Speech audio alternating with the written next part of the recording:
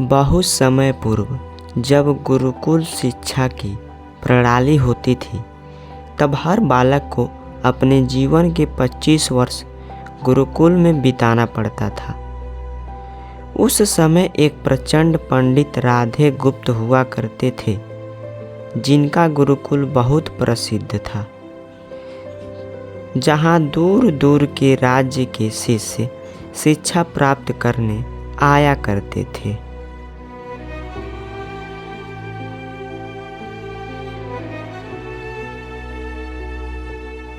बात उन दिनों की है जब राधे गुप्त की उम्र ढलने लगी थी और उसकी पत्नी का देहांत हो चुका था। घर में विवाह योग्य एक कन्या थी। राधे गुप्त को हर समय उसकी चिंता सताती रहती थी। वह उसका विवाह एक योग्य व्यक्ति के साथ करना चाहते थे, जिसके पास संपत्ति भले ना हो, पर वह कर्मठ हो, जो किन्हीं भी परिस्थिति में उसकी बेटी को खुश रखे और उचित समय पर उचित निर्णय ले सके।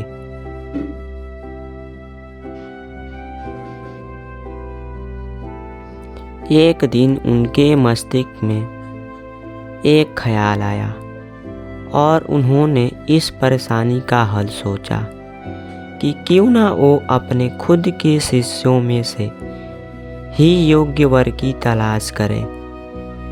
उनसे बेहतर उनकी बेटी के लिए और क्या हो सकता है।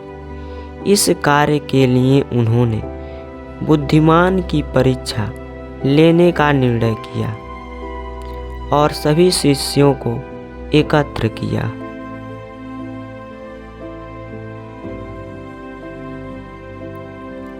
राधे गुप्त ने सभी से कहा कि वे एक परीक्षा आयोजित करना चाहते हैं, जिसमें सभी की बुद्धिमानी का परिचय होगा। उन्होंने सभी से कहा कि उन्हें अपनी पुत्री के विवाह की चिंता है, जिसके लिए उनके पास पर्याप्त धन नहीं है। इसलिए वे चाहते हैं कि उनके शिष्य विवाह में लगने वाली सभी सामग्री कैसे भी करके एकत्र करें, भले ही उसके लिए उन्हें चोरी का रास्ता चुनना पड़े, लेकिन उन्हें चोरी करता कोई भी देख ना सके। इसी एक शर्त का पालन सभी को करना है। अगले दिन से सभी शिष्य कार्य में जुट गए। रोजाना कोई न कोई तरह तरह की वस्तुएं चुरा कर लाता और राधा गुप्त को दे देता।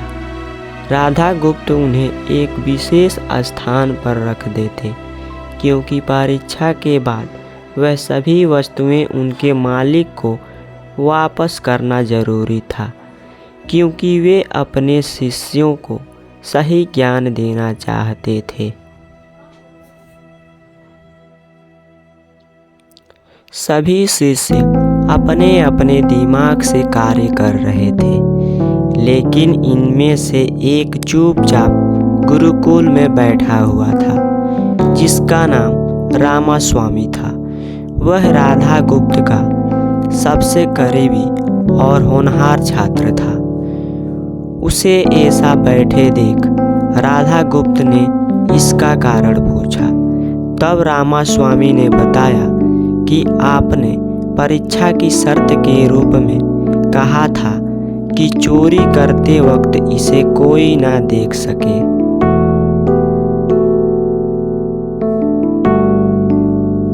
इस प्रकार अगर हम अकेले में भी चोरी करते हैं, तब भी हमारी अंतर आत्मा उसे देख रही है। हम खुद से उसे नहीं छिपा सकते। इसका अर्थ यही है कि चोरी करना व्यर्थ है। उसकी यह बात सुन राधा गुप्त के चेहरे पर खुशी छा जाती है। वे उसी वक्त सभी को एकत्र करते हैं और पूछते हैं कि आप सब ने जो चोरी की, क्या उसे किसी ने देखा? सभी कहते हैं नहीं।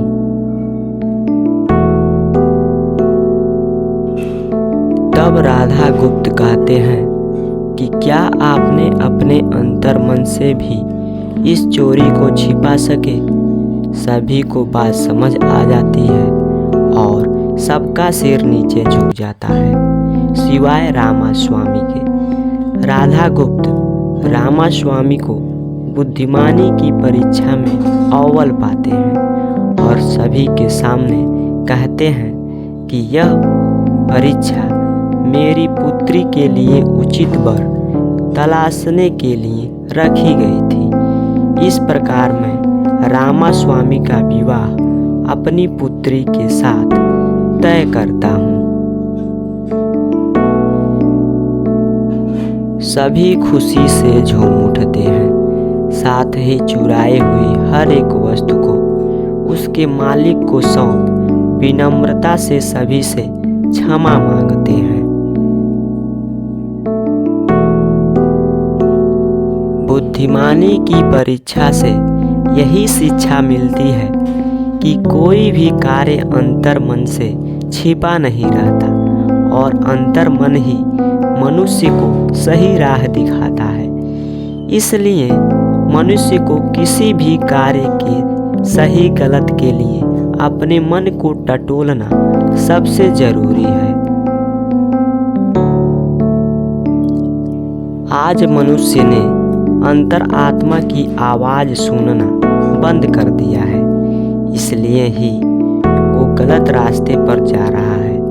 हमारी अंतर आत्मा कभी हमें गलत राह नहीं दिखाती। यह जरूर है कि मन की आवाज हमें वो करने की सलाह देती है जिसे दिमाग कभी स्वीकार नहीं करता, क्योंकि दिमाग सदैव स्वहित में कार्य करता है और मन हमें सही और गलत का परिचय करवाता है।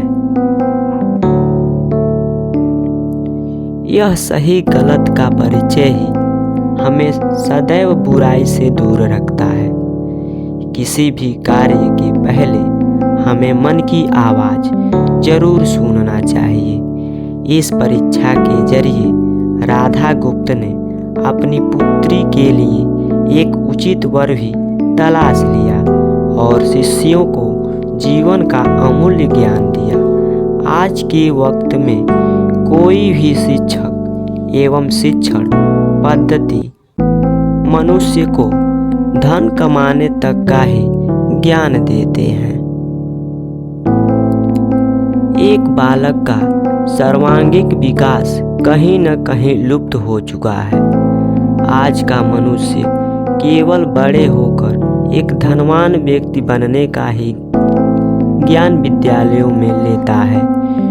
उस बालक को सही गलत का बोध कराने का दायित्व कोई भी नहीं लेता, क्योंकि उनके माता पिता भी आज के दौर में बस पैसा कमाने में लगे हैं और शिक्षक भी केवल किताबी ज्ञान देकर अपने दायित्वों से मुख मोड़ लेता है। ऐसे में यह छोटी छोटी कहानियाँ व्यक्ति को सही गलत सिखाने में अहम भूमिका निभाती है।